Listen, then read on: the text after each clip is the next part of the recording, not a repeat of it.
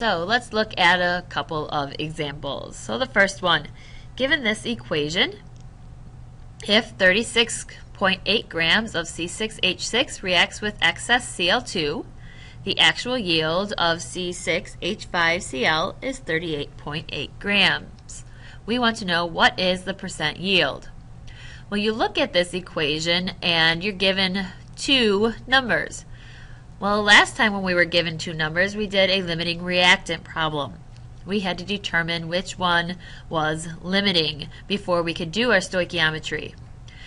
However, in here, you're going to see that the numbers are on opposite sides of the arrow, so this isn't a limiting reactant problem anymore.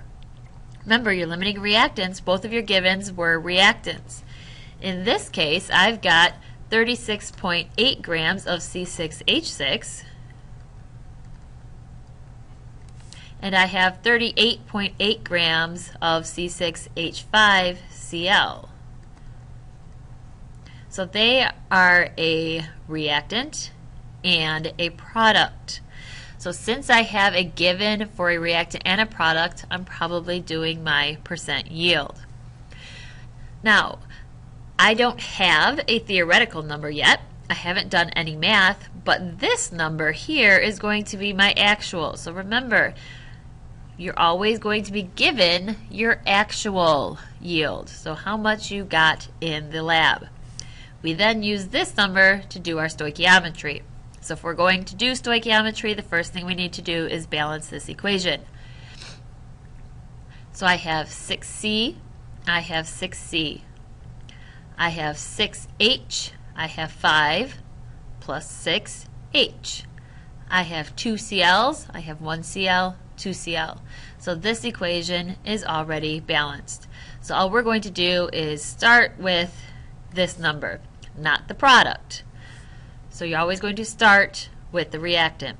So we've got 36.8 grams of C6H6 times a line. We want to get rid of it so it goes on bottom.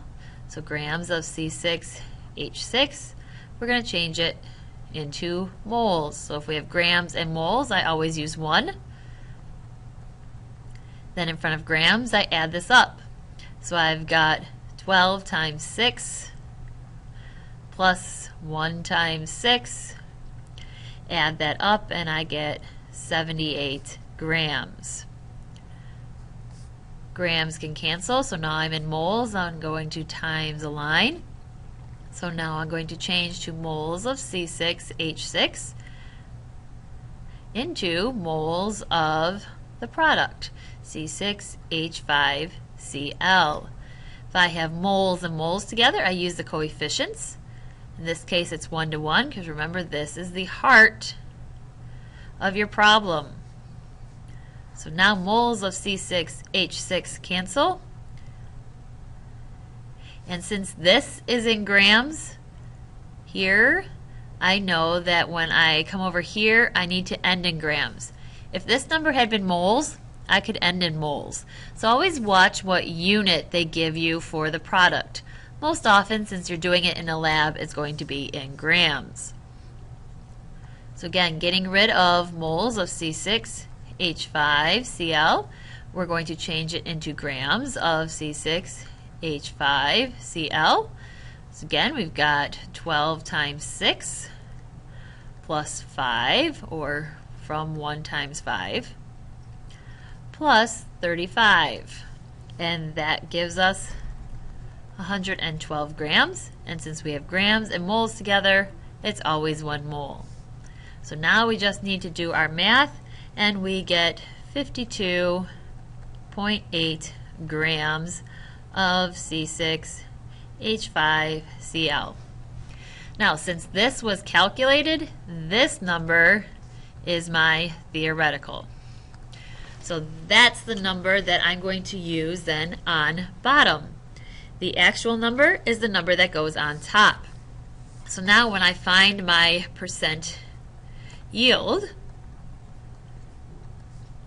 I'm going to take my actual number, my 38.8, I'm going to divide it by my theoretical number, 52.8. I'm going to multiply that by 100, and I get a 73.5% yield. Now, when you're doing percent yields, you should probably get the smaller number always being on top, the larger number being on bottom. You really can't go above 100% yield. That means you made more than could possibly happen.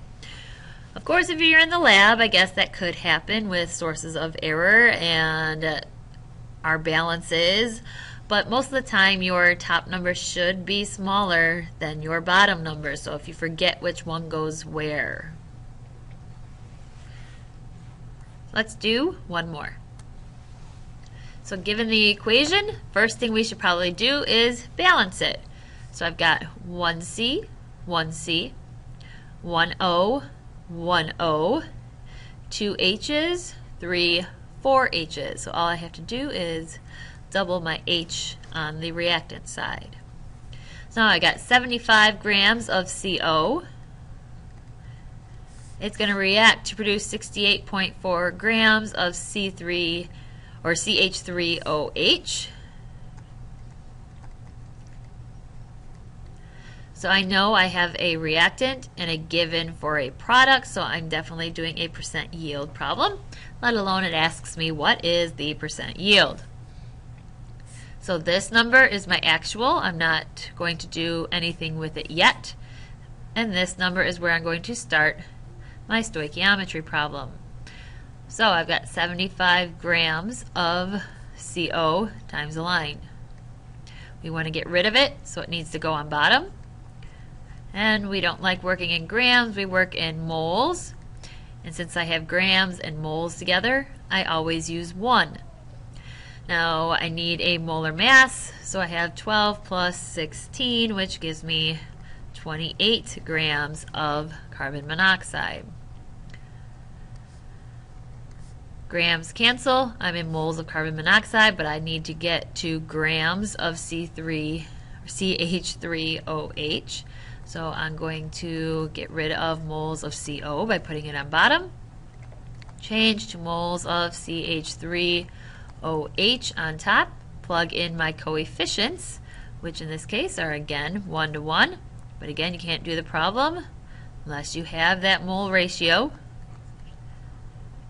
And then I'm going to cancel out my COs. I'm in moles of CH3OH. I want to get back to grams so that I can do my percent yield. You always have to be in the same unit. So moles of CH3 have to go on bottom.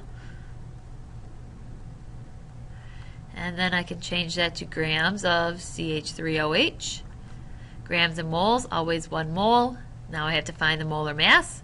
So I have 12 plus 1 times 3 plus 16 plus 1.